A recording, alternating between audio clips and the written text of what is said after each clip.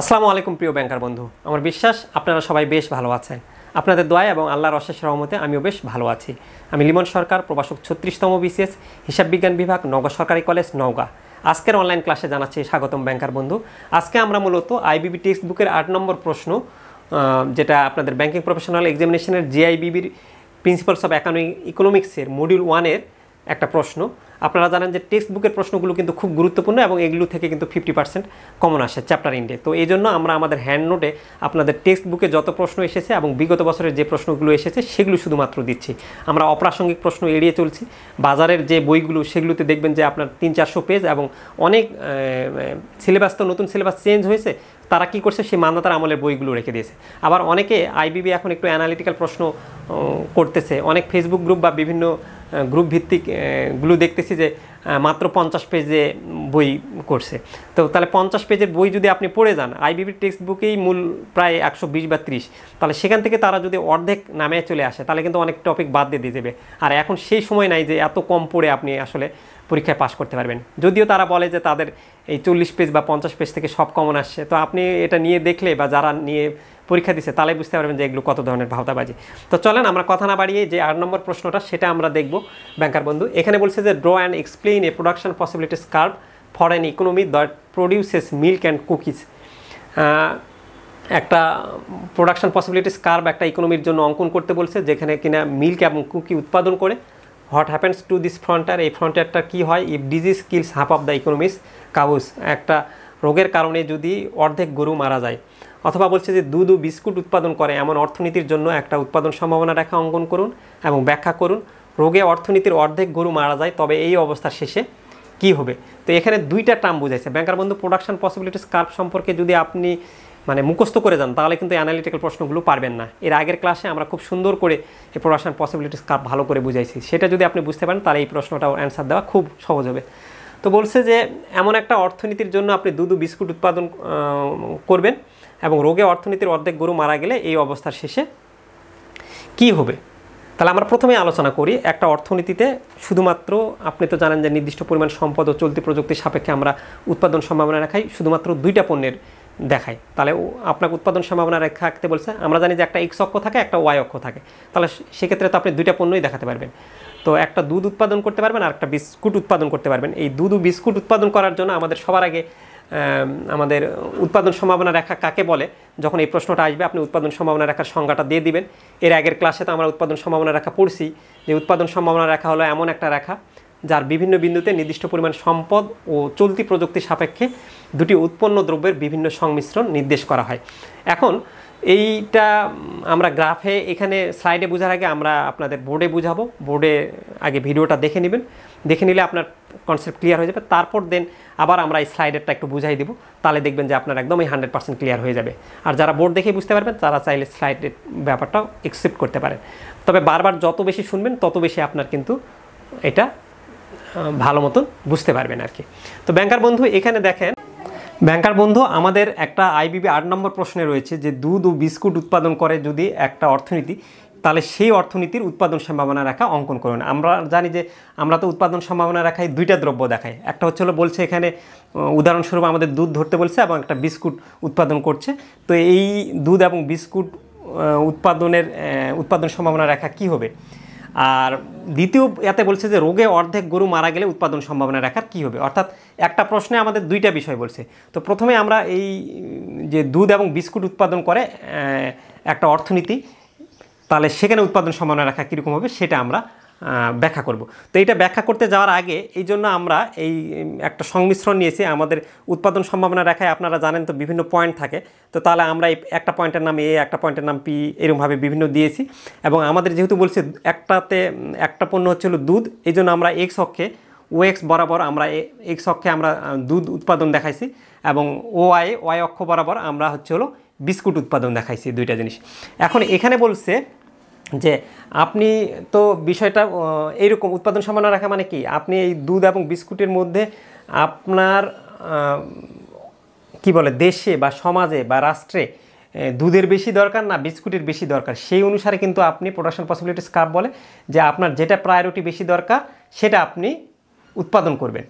আপনি দেখা যাচ্ছে যে মনে করলেন যে আমার দুধ দরকারই নাই, আমার যা সম্পদ আছে, আমরা জানি যে আমাদের সম্পদ সীমিত, এই সীমিত সম্পদ দিয়ে আমরা সব কিছু উৎপাদন করতে পারবো না।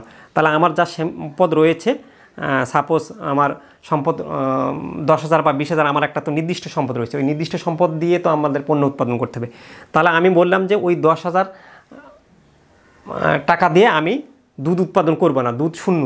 তাহলে আমি সবগুলো কি করব, বিস্কুট উৎপাদন করতে পারবো। এই জন্য আমাদের এই যে এই বিন্দুতে দেখাইছে যখন দুধের পরিমাণ শূন্য, যদি দুধ আমরা না করি তাহলে পুরোপুরি তখন আমরা কি করব, বিস্কুট উৎপাদন করব। তো তাহলে আমরা এটা ধরলাম যে এখানে বিস্কুট আপনার এই রেখাটা আমরা ধরলাম হচ্ছে হলো 40 বোঝাচ্ছে, এবং এইটাকে আমরা এই বিন্দু দ্বারা নির্দেশ করলাম আর কি। তো এখানে একটা জিনিস দেখেন, এই যে ওয়াই অক্ষ লম্ব অক্ষ বরাবর এই বিন্দুতে তো কি এক্সের মান শূন্য না, তো দেখেন এই জন্য এক্সের মান শূন্য এবং 40। আবার নিচে আমরা যদি দেখি যে আমাদের এই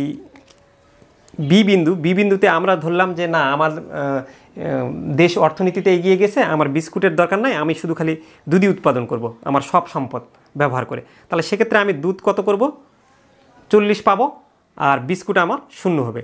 তাহলে দুধের রেখাটা কি আমি এইদিকে বুঝাইছি, তাহলে আমি এইদিকে এখানে মনে করলাম যে এইটা একটা বিন্দু, এই বিন্দুটার নাম দিয়েছি আমরা বি বিন্দু।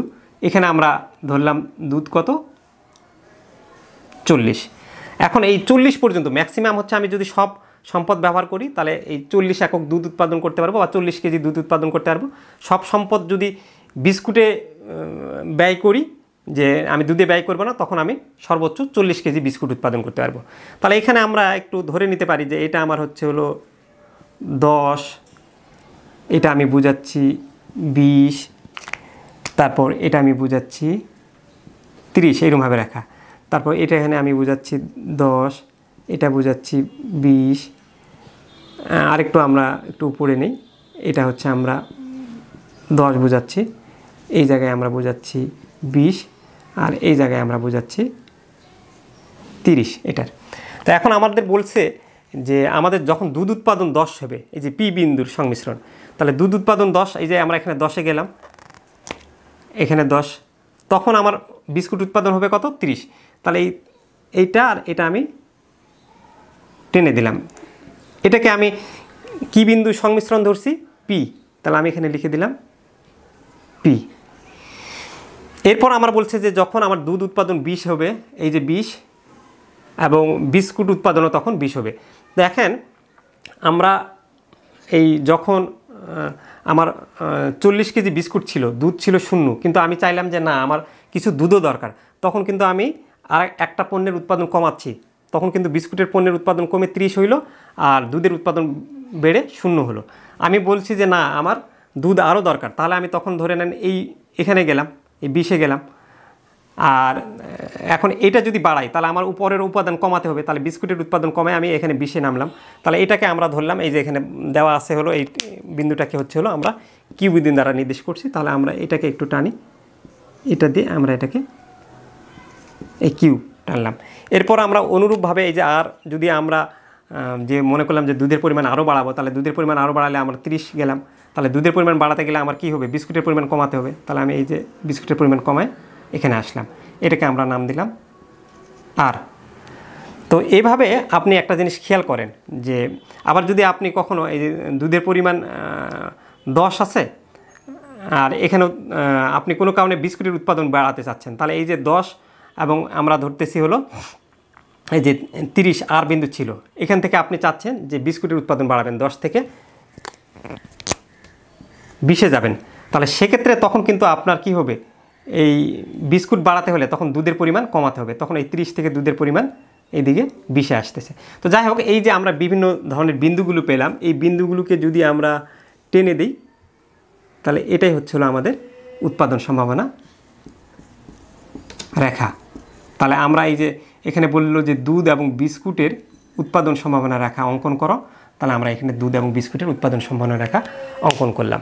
এখন বলছে যে রোগে অর্ধেক গরু মারা গেলে উৎপাদন সম্ভাবনা রেখার কী হবে। ব্যাংকার বন্ধু, যখন আপনি দুধ উৎপাদন করবেন আপনি কি গরু দিয়ে, তো এখন তাহলে আপনার যখন পূর্ণ নিয়োগ থাকছে তখন কিন্তু আপনি 40 কেজি দুধ উৎপাদন করতে পারছেন। তাহলে যদি অর্ধেক গরু মরে যায়, তাহলে আগে যদি 40 কেজি হয়, তাহলে এখন কি হবে, সাপোজ এটা হয়ে যাবে তখন 20 কেজি দুধ উৎপাদন অর্ধেক যেহেতু হয়ে যাচ্ছে।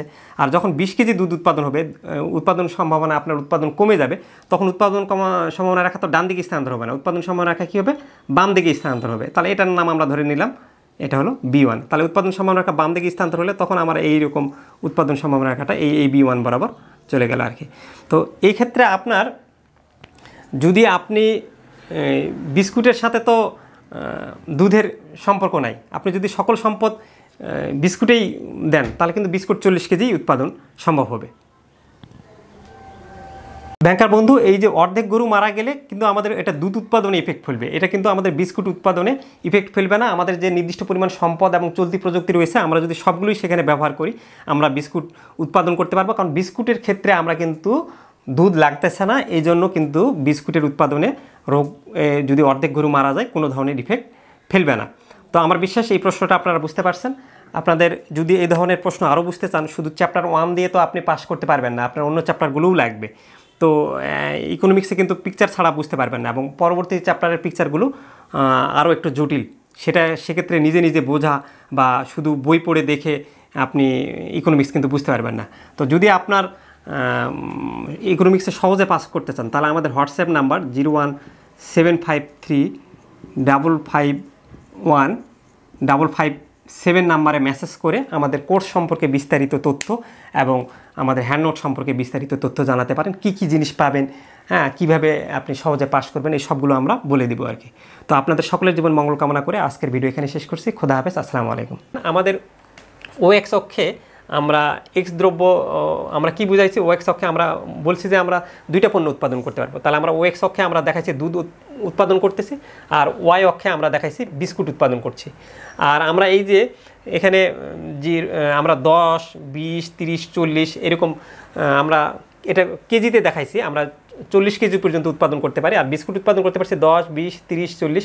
ব্যাংকার বন্ধু, একটু ভুলের জন্য দুঃখিত প্রকাশ করছি, এই 10-এর অ্যামাউন্টটা অনেক বড় দেখাচ্ছে, সেই তুলনায় এই গ্রাফগুলো ছোট দেখাচ্ছে। আসলে এই 10-এর ঘরটা একটু এতটুকু হইতো, তারপর হয়তো বা এই 10-এর অনুসারে এরকমভাবে যেত, কিন্তু 10-এর অনুসারে তো এই এতটুকু 10 থেকে 20 এটা ছোট হয়ে গেছে।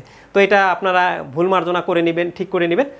তো এখন এটা আমাদের মেইন বিষয় হচ্ছে যে আমরা যদি এক্স অক্ষে, আমাদের তো জানি যে সম্পদ সীমিত, আমরা যদি সবগুলো সম্পদ ব্যবহার করি তাহলে এই এক্স অক্ষে কিন্তু আমরা এই যে এখানে ওবি পরিমাণ দুধ উৎপাদন করতে পারবো। তাহলে এই ওবি পরিমাণ দুধ উৎপাদন করতে গেলে আমাদের এখানে বি বিন্দুর পরিমাণ কত, 40।